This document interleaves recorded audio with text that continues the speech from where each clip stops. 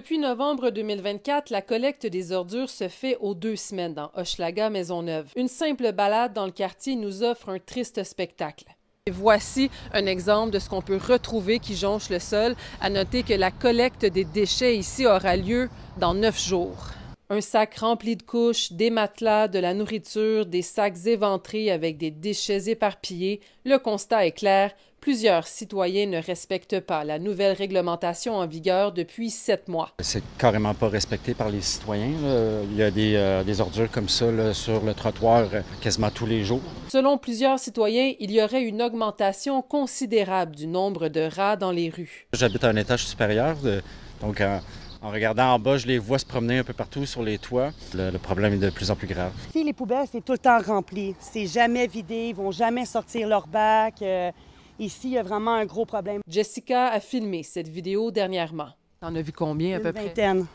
Une vingtaine de rats? Oui. Les voies sortir d'entour de là par cinquantaine. T'sais. Nous autres, on reste à côté. Là. Les rats, ça grimpe sur la brique. Là. Fait que nous autres, on garde tout le temps nos portes fermées. Si plusieurs citoyens affirment observer une recrudescence du nombre de rats, les données de la ville disent le contraire. Depuis l'implantation de la collecte des ordures en novembre dernier, le nombre de plaintes reliées à la présence de rongeurs a considérablement baissé. Pour l'arrondissement de Mercier-Hochelaga-Maisonneuve, il y a eu 1166 plaintes en 2024. Depuis le début de l'année, ce chiffre est de 252. On est 5 à avoir appelé la ville dans notre ruelle, puis à date, ils n'ont pas rien fait. Ça fait 2 semaines qu'on a appelé. Par courriel, la ville précise que lorsqu'un signalement au 311 est fait, des inspecteurs se rendent sur place dans les meilleurs délais pour tenter d'identifier la source du problème.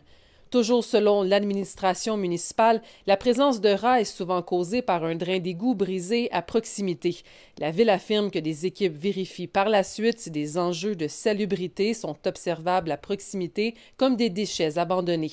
Si le problème persiste, la ville fait appel à une compagnie d'extermination. On le voit dans les appels de service, où il y a une recrudescence. Est-ce que c'est facile d'exterminer des rats?